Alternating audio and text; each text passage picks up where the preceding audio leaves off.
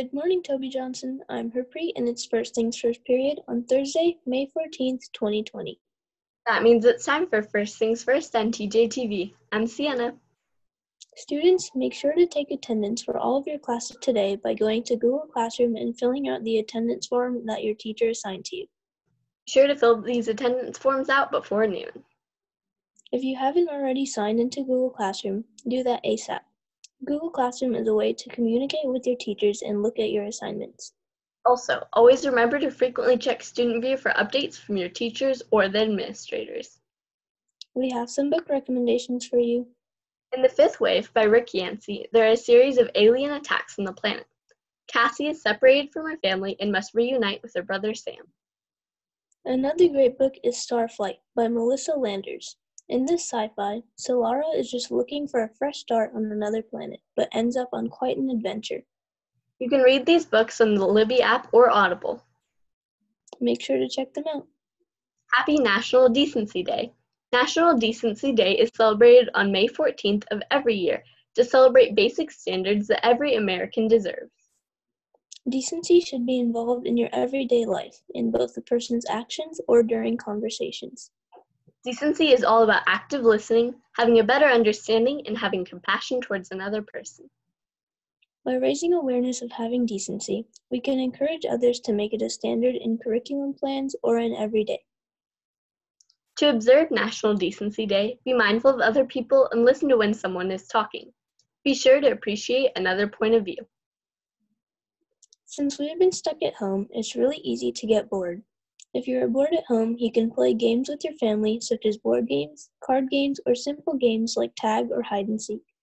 You can make some new decorations for your room, or you can try giving your room a makeover by rearranging your furniture. As simple as this sounds, you can call or text your friends to see what they're up to. Staying in touch with your friends is important at a time like this. Those are some fun things to do if you're bored at home.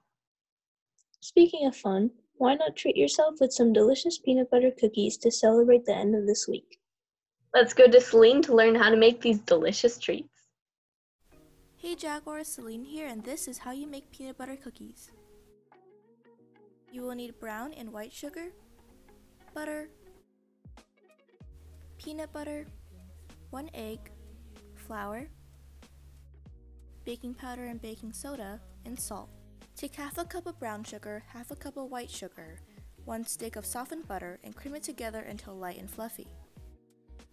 Cream in half a cup of peanut butter, add in 1 egg, and beat until smooth. Take 1 1/4 cups of flour, half a teaspoon of baking powder, 1/4 teaspoon of salt, 3/4 teaspoon of baking soda, and fold it in gradually. Chill for 1 hour. Meanwhile, line your baking sheet with parchment paper. Take a heaping scoop of your chilled dough and level it off on the edge of your bowl. Roll the dough into balls and place them about 2 inches apart from each other. I could fit 12 on my sheet.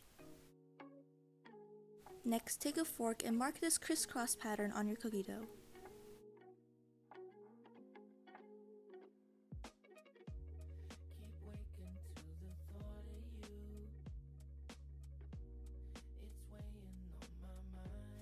Bake for 12 minutes at 350. And there you have your cookies.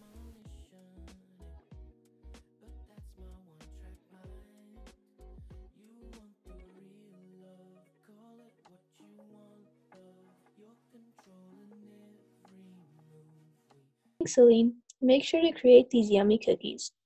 It's Thursday, so today means we get to look at some park footage in our neighborhood.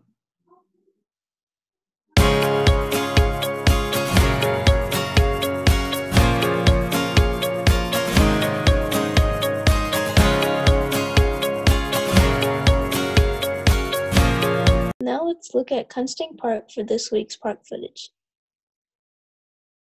Today we're looking at Kunsting Park.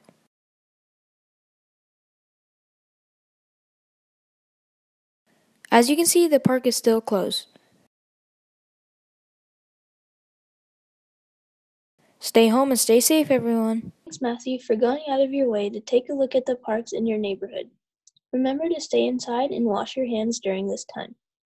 Speaking of parks, remember not to go to dog parks during this time to stop the spread of COVID-19. Let's go to Omar to see how to get exercise for your dog without going to a dog park. Hi, I'm Omar, and today I'm going to teach you how to walk a dog. Make sure to always bring a jacket, just in case. My feet. Make sure it's laid out properly and on the right side, and there are no kinks and tangles. Okay, I'll pet with one paw at a time.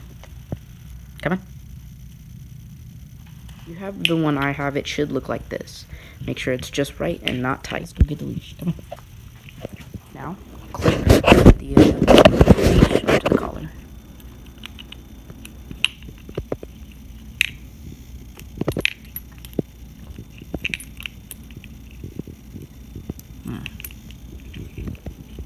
Okay, now it's just being difficult.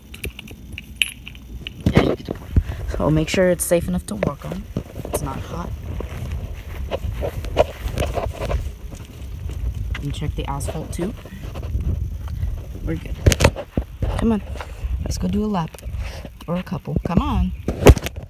Yes, this is our house. Come on. Come on, Papa. That is our beautiful home, dog. We're going to do some laps.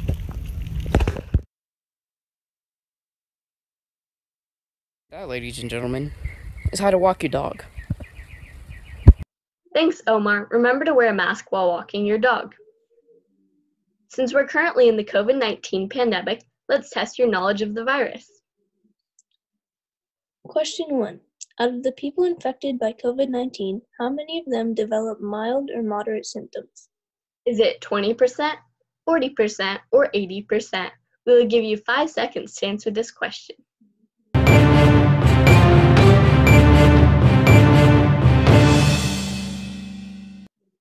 If you guess 80%, you're correct.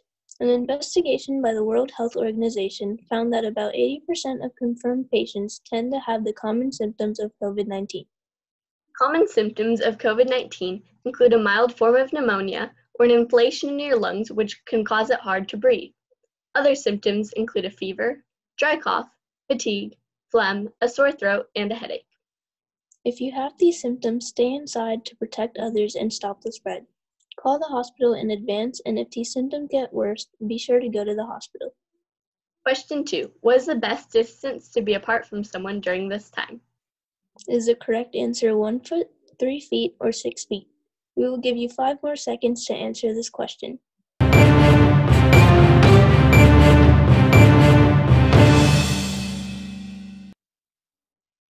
If you guessed 6 feet, you're correct. While it is good to stay 3 feet from someone, 6 feet is the best distance to stay away from someone to stop the spread and not pass on any germs or viruses. The last question of today is a question some may be concerned about. Are pets such as dogs and cats able to spread COVID-19? I'll give you your last 5 seconds to answer the question.